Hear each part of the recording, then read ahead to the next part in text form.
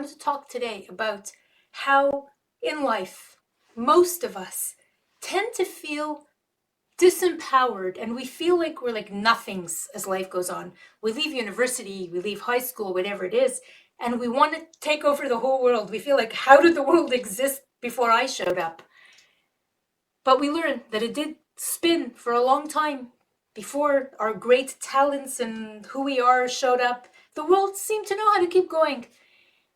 So it's kind of a kick in the you know where, and it crushes our ego. And then we have to like re-find our place in the world because we feel we're not all that much. When it all adds up to something, like what are we worth? And that's maybe a realistic way and a practical way to look at life. You know, there's 8 billion people, 9 billion people, I don't know. So like, where do I fall in this whole big, huge number of people? Huge, it's like being a grain of sand. Like, hello, what's my purpose here? And I'm here today to give you back your power.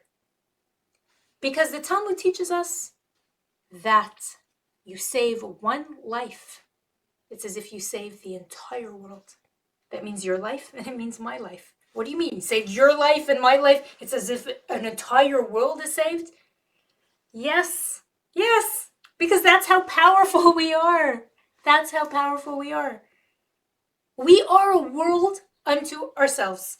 Every single thing we do makes a difference. Do you ever read like the Israeli newspaper and you think, oh, this general made a bad decision or Israel made a great decision or I wish I was there, I would have fought them. Like you're there, but you're not because you're safely ensconced in America in an armchair with your cafe latte, the armchair generals. But you do have an impact on every war that's going on in Israel. You do have an impact on every sick child in a Jewish hospital. You have an impact on every hurricane and every storm and every earthquake. Elisa's crazy, right? That's what you're thinking. Or where is she going with this? That's another thought. You heard of the butterfly effect. Now all of a sudden, I took it out of the realm of Torah and rabbis. Oh, scientists said it, the butterfly effect. Yes, the butterfly effect. A butterfly can flap its wings in New York and there will be a hurricane in El Salvador. Now, if a butterfly, as fragile as it is, can have an impact on the entire universe, what makes you or me think that we, the children of Hashem, Jewish children, we are the Edim, the witnesses of God's Torah, we are the light unto the nation. What makes us think that when we harm someone, when we speak gossip, lashon hara, when we give charity, that is just a simple mechanical movement? I did, I went, I said. We're not like the robot in the Wizard of Oz. If I only had a heart. We are the heart of the universe. We are the heart of the universe.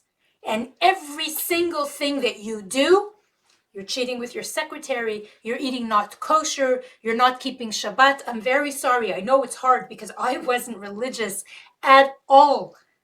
I know it's hard to start doing things. But every single thing that we do wrong will have a repercussion on every single Jew and the entire world. You're a Jew. You think that you were meant to be the center of the universe. Do you think now that a butterfly who flaps his wings is more powerful than you? And that brings me to this week's parasha and what's going on in the world today. What's going on in the world? There are forest fires throughout Canada. I'm in Montreal right now. I don't feel a thing.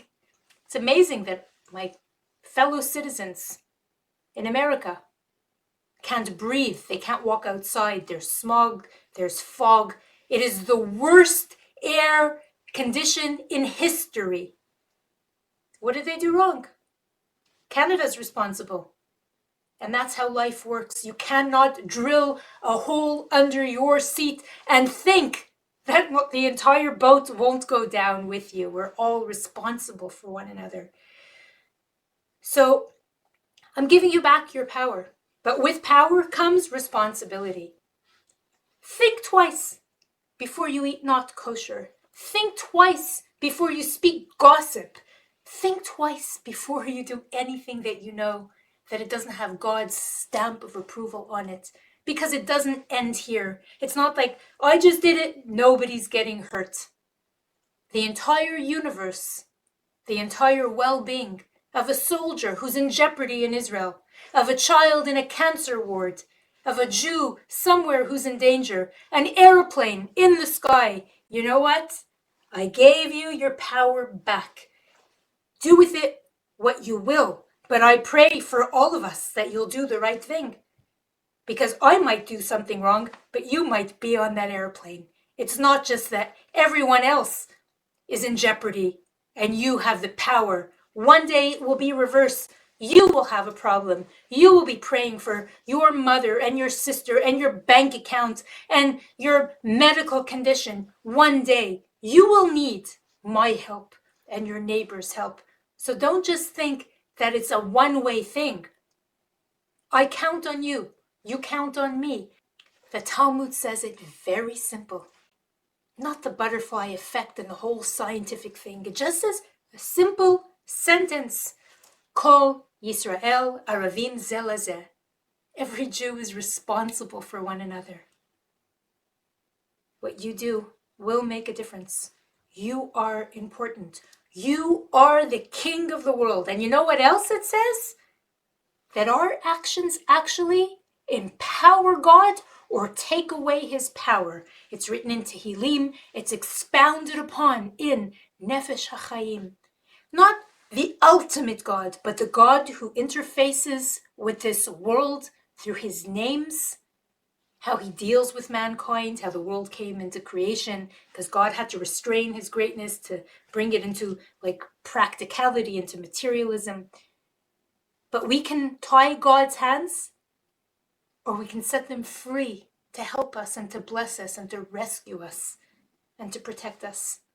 So the fate of the world, my friends, is in our hands. Shabbat Shalom.